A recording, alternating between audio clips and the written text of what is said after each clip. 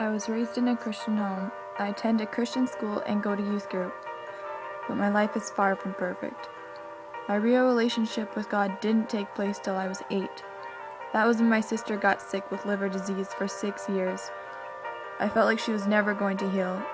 I was impatient with God and tried to find my own solutions to her sickness, but I eventually gave up after God gave me an awakening at camp.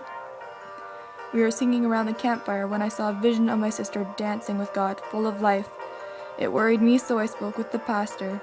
God spoke through him and said it meant healing. I trusted and believed that God would follow through. On November 18, 2010, my sister received a transplant.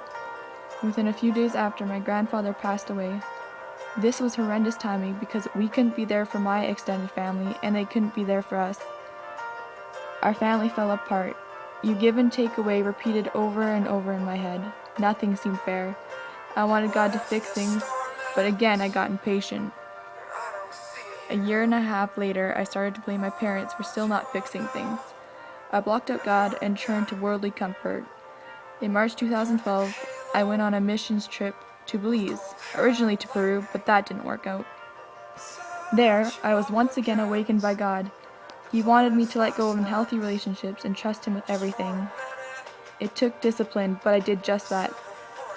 I told people what God had done and said to me in my life. One of the leaders spoke to me and said he believed God would restore my family to me one by one. I returned home. It seemed hopeless, but I kept believing this. Sure enough, I was allowed to talk to one of my cousins and eventually hang out with her. The next school year, I signed up for missions, but I felt that it wasn't God's plan for me to go to Belize this year, and that He had something else in store for me. When I wasn't accepted onto the team, I knew God would provide another opportunity. Not much longer down the road, more deaths and trials came up in my life. One of the biggest ones that affected me was when my dad's workplace burned down. This reminded me of my past, and an anchor of depression ripped through my heart. It couldn't take it. I seized the opportunity to be alone with God on a spiritual retreat. This time I had learned to seek God and be patient, not to try to do it alone. I went up into the forest and waited to hear God. An hour went by and all I could hear was my own voice talking to the trees. I was getting scared, but I kept trusting God, and soon enough I was having an honest conversation with Him. He told me everything would work out in one way or the other, to stop worrying and trust Him, and that He'd always be with me. We talked till the sun set. Now every time I feel the sun, I strongly feel God's presence. My depression still lingered, and I begged God to give me a reason to keep going. One day I woke up filled with joy and a reason to live in a peace I'd never felt before. I have come to realize at some point you gotta get away from the distractions and listen to God. That's why I believe missions trips are so important. I find it easy to relate and give advice to people, no matter who they are or what they've done. I believe God gave me that ability as a spiritual gift.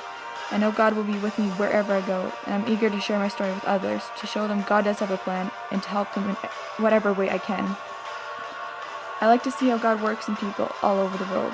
I would love to be a part of this journey on this missions trip, especially with God right by my side. I hope that if I am chosen to go on this mission trip, the flame set inside of me for God will become much bigger.